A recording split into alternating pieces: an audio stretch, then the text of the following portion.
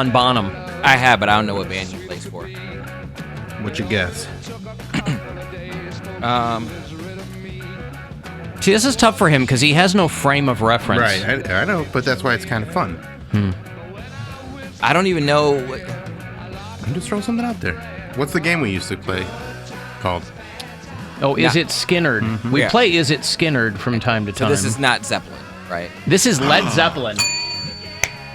That was a lucky guess, I swear to God. Well, luck, whatever. I mean, You got it. we're living our lives based on lucky guesses around here. So The Rolling Stones thing is paying off for him. the rock, The rock trivia. It's Yeah. sinking in, man. I guess so. Something's happening.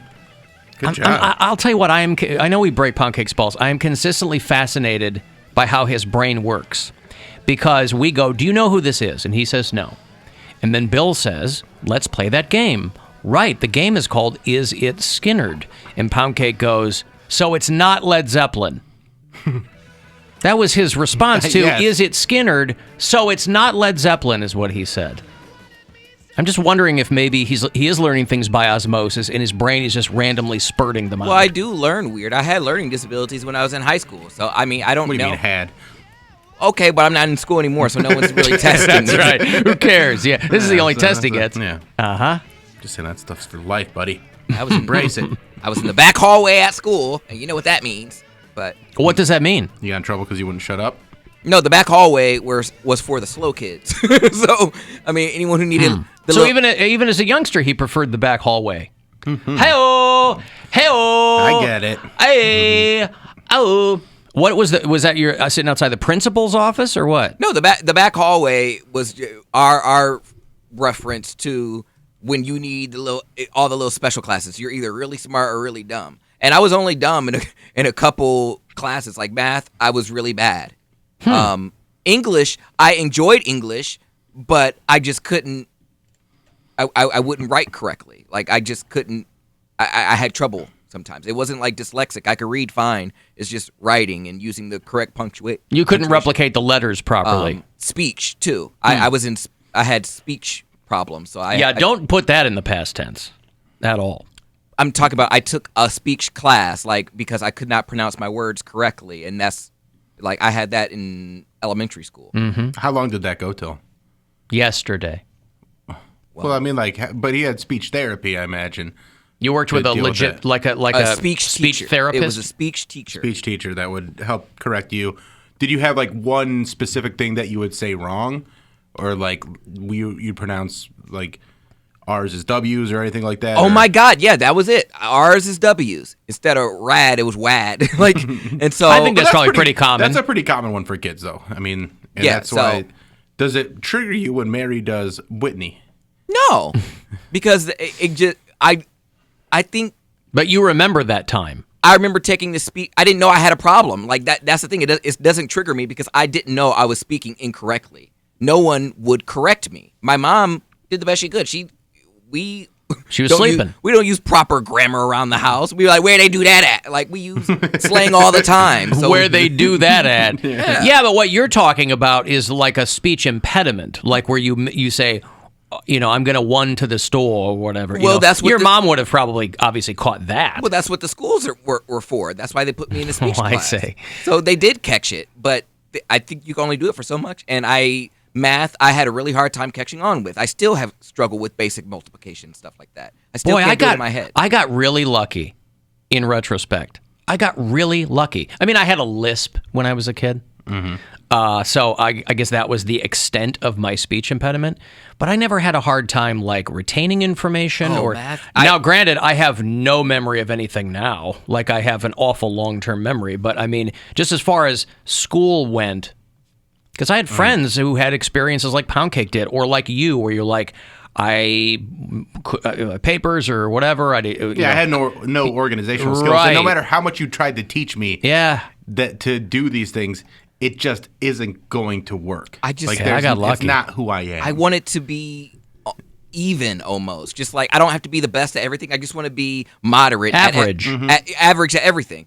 You have aspired to mediocrity your entire life, is what you're saying. No, that's not true. History and geography, oh my gosh, I soared. I was in the top 1% of my class. It's the same thing with anything pop culture related. If it's something that you have no interest in, you know nothing about it. Like if we try and talk about Star Wars or a Marvel movie, you don't know a thing. We start talking about Ashante, and you are an encyclopedia of everything that's gone on in her life. Not just her music, but like the story of how she got where she is, who she worked with, the producers. He's a font of useless information. I mean, we all are, but his is just very specific to a certain But it was weird, though. Growing up, it was just like a teeter-totter, like English and I guess I should say language arts, and history. I was like the top in my class, but science and math, I was the bottom, and everyone. I used to dread it. I know everyone. So you were verse even back then. He was what? You were verse even back then. I guess if you want to use that term, sure. Yeah, some of you are top, some of you are bottom. Yeah, and everyone they would either love having me in the class because they didn't get picked on, they didn't get called on, but then they would hate it because I would be the one that would take forever at the board. They're like, the teacher would go over the equation, do it over and over again, put it on the board, and I'm like, don't pick on me. They're like, all right, so who can redo what I just did on the board?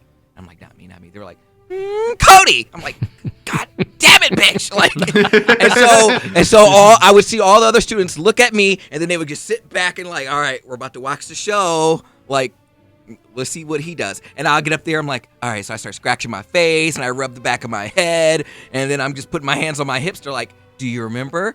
I'm like, no. They're like, all right, what's 5 plus 5? I'm like, 63. And what was this, high school? you got to do it's PEMDAS. I'm like, PEMDAS? Who the hell is PEMDAS? Like, I was like, what are we? Is that a gear shift? No. Please excuse my my do-rag. Yeah, they would just mess me up. So I'm like, that brings back trauma. Math and science brings back trauma. History and English. Yeah, I don't speak correctly all the time, but I really do love to write. Yeah, that's why I hated math and science. I was terrible in it. And I was surrounded by people who are great. My dad's an engineer and taught physics, and both of my younger brothers have that like math brain. Yeah. All my siblings have that math brain except me, and I just never had it. I desperately wanted to have it because I tried. My dad was like, if you can nail math and science, you can do anything. And so I was always like, oh, that sounds great. I want to be good at math and science. I just sucked. So I'm like, I knew early on, I'm not going to be doing anything legit with math or science. I was good at math. I better be funny or talkative or something. I knew, I was good at math when it was just memorizing things. So if you're doing the multiplication tables and where it's just repetitive, because that's simple. But then once you would throw like a formula at me, then it all becomes jumbled, and I'm like, I can't figure that out. But with the early days, like third grade, second grade, where you're just doing those time tests. You guys do the time tests where you get the multiplication table and you try and do it in like 60 seconds or whatever. Yeah, I was good at that stuff because it was literally just seeing these two numbers and knowing, like I wasn't doing any math. I was just remembering that when I see those two numbers, the third number is this. Yes, I couldn't do that. Those people that would whip them out so fast, I would legit count on my fingers. I'm like, so this one thumb is 5, and then this finger is 5. So I'm like 5, 10, 15, 20, 25. Okay, so that's how I would do it. And they're like, you dummy. I'm like, but that's how I remember. Why am I dumb? Like, I would be dumb if I got it wrong, but I got it right. They're like, yeah, but you had to count on your fingers. Yeah, but if you counted on your fingers and still got it wrong, then you... But I wouldn't. Damn sixth finger on my right hand. It's always throwing me off. Well, since you like history so much, Poundcake, here's my headline of the week. I love this. I didn't even read the story. I just love the headline so much. Pickled fetus found inside ancient Egyptian mummy. Pickled fetus. I love it. Ooh. They're doing the farewell show at Now That's Class, by the way. Pickled fetus. Pickled fetus, yeah. They're real good. It's guys that used to be in Immolation and some old DRI roadies. Pickled fetus. They think that the corpse was between 20 and 25 years old. Is it dill or is it bread and butter? Sandwich length is how they described it. Sandwich length? Studying the Egyptian mysterious lady mummy has determined how a fetus was preserved in her womb for 2 centuries. Pretty wild. Not only was the woman pregnant at her time of death, she had been very carefully mummified That's how they did it back then, right? The minute you were dead, put that hook in your nose, pull your brain out, and wrap you up. Put it in a jar for safekeeping. Safekeeping. Also, I've heard of pregnant women having cravings for pickles, but this is ridiculous. Well, give me some Egyptian ice cream. I'm going to be a real pain in the ass. They're not sure where the mummy was discovered or when, but they said it is the... they don't have another example of this. I mean, talk about a mummy, right? Right. Dad joke central over I'll here. tell you what. I knew pickled mummy was... pickled fetus was really going to scratch where you itch. So, yeah, the researchers do not know, however, why the embalmers chose to leave the fetus in the body when all the other organs were removed. Maybe it was a way of, like, also letting the fetus transport to the next side or whatever it was. Maybe that so. was part of the ritual. You know, everybody else is getting buried with their gold and their jewels. This woman was being buried with a pickled fetus. Well, currently pickled. It's Not then. pickled now. It wasn't pickled now. then, Yeah. What if it had been pickled just then?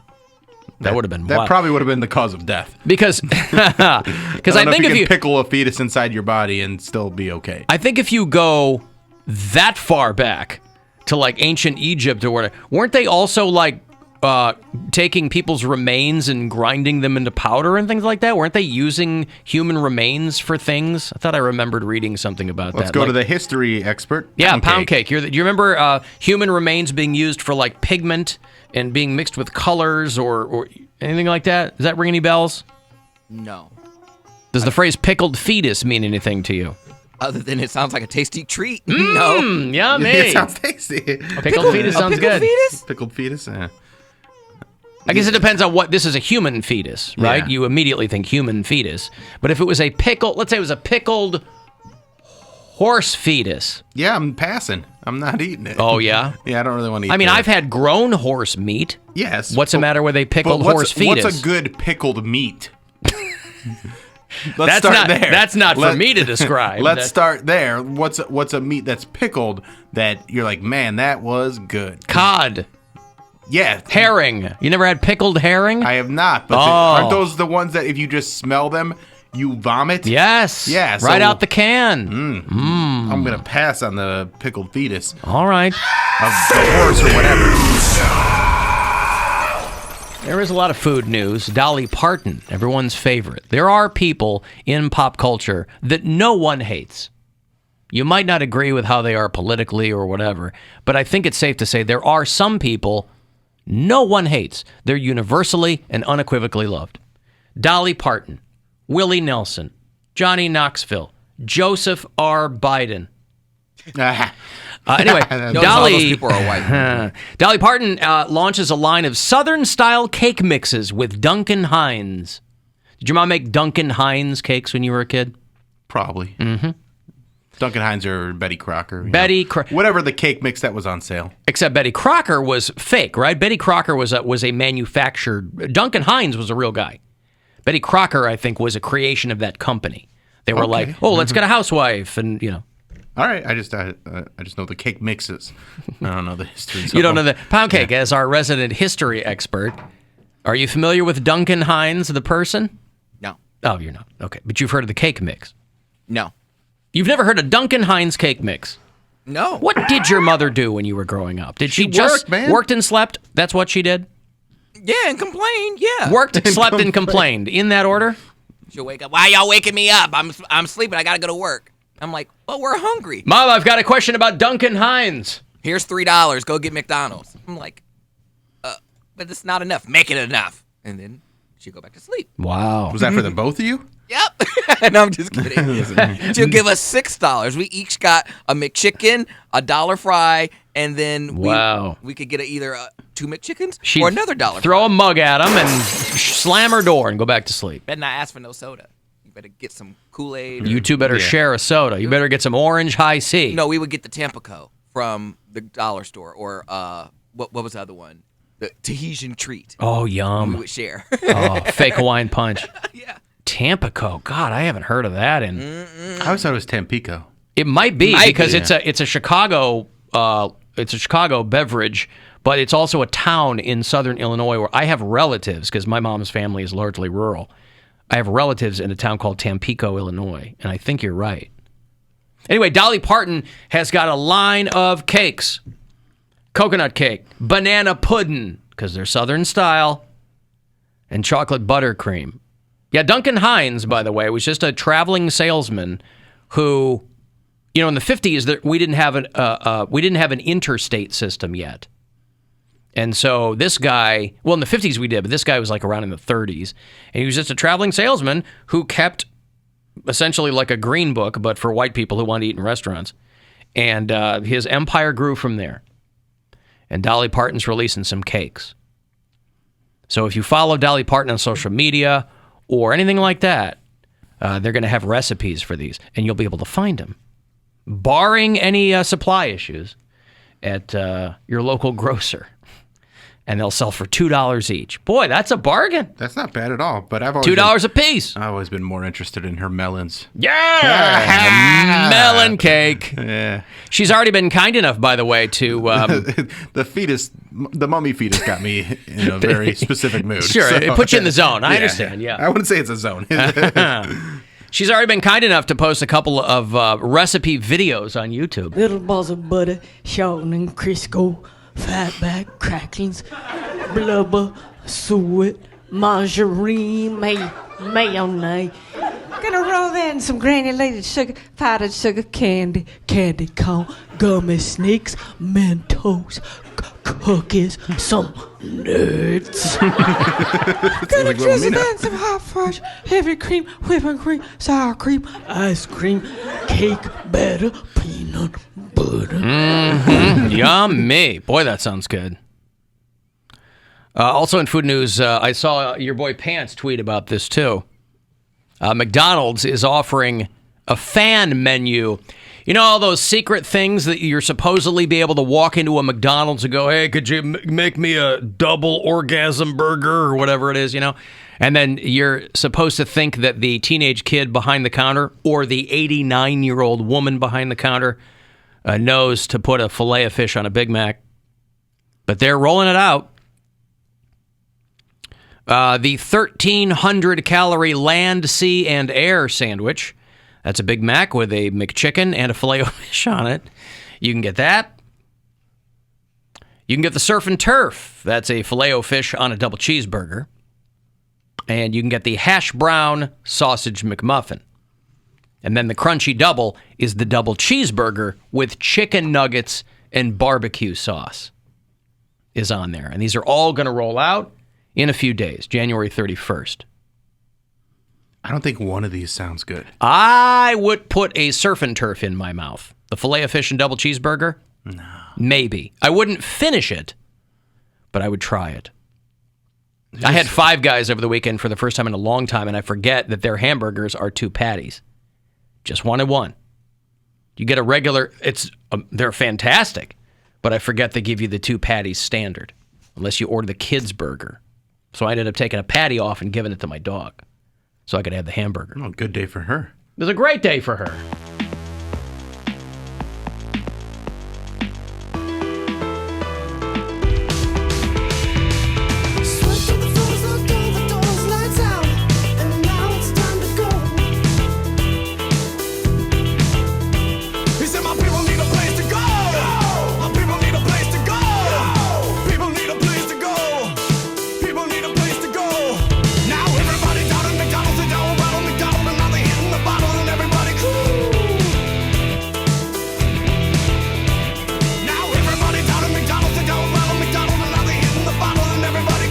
I got another $1,000 for you to win, by the way.